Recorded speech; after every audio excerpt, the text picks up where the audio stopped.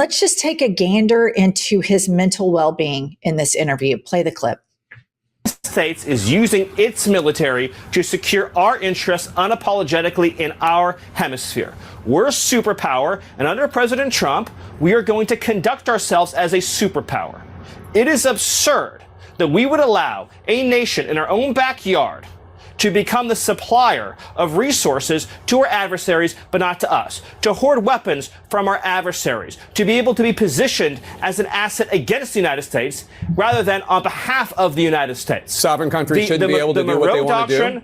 The Monroe Doctrine and the Trump Doctrine is all about securing the national interests of America. For years, we sent our soldiers to die in deserts in the Middle East to try to build them parliaments, to try to build them democracies, to try to give them more oil, to try to give them more resources.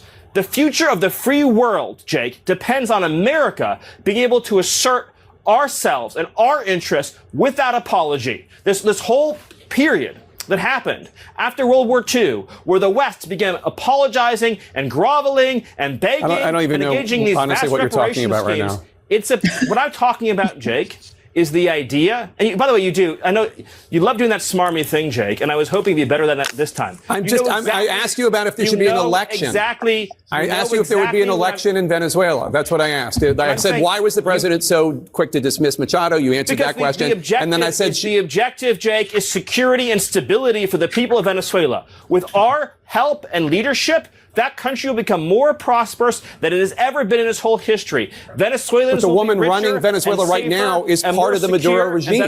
There will be conversations, Jake, about all of these guideposts along the way. The reason why I was giving you that speech, which I know you didn't want to hear, is because you're approaching this from the wrong frame.